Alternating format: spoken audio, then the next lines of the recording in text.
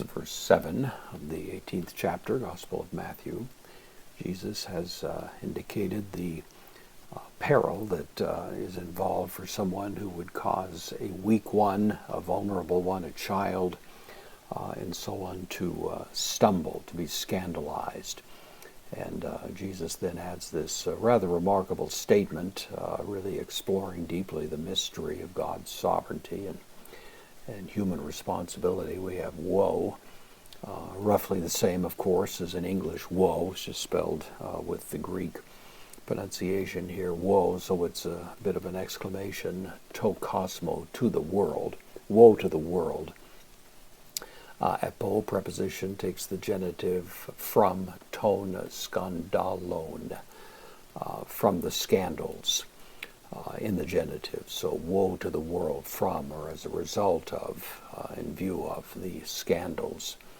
Anagke is a noun, feminine noun. It refers to something that is necessary, so we might render it a necessity.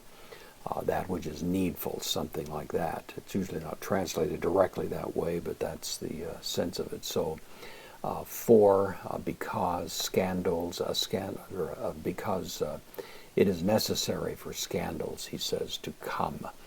Eilphein, this is from erchomai, the aorist infinitive, so for it is necessary to come, ta skandala, in the plural, the scandals. We live in a broken world, and the purposes of God are going to be worked out in spite of the fact that it's a broken world. In fact, in some ways, they'll be worked out through the brokenness of the world, through the bad acts that take place. Joseph said to his brothers, what you intended for harm, God intended for good. You intended it. You're fully responsible for it. You're not exculpated by the fact that God intended it for good. And that is, of course, at the heart of the mystery. God accomplishes his good purposes through evil people without in any way alleviating the responsibility those evil people have for their evil acts. Something of that is in the conversation here. Necessity, for necessity is present to come, the scandals. Plain means but, in the sense of notwithstanding, in spite of that. Woe, he says, to anthropo, to the man. Even though it's necessary they come, and God works out his purposes through those necessary bad acts. Woe to the man. Di who, through whom, relative pronoun here. So woe to the man, through whom, to skandalon, the singular now, in the nominative, through whom the scandal comes.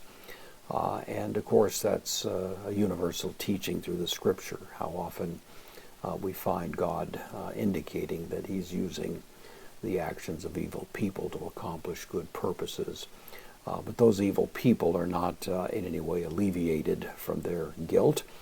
They're fully responsible for their actions, and this verse in some ways explores that deep mystery.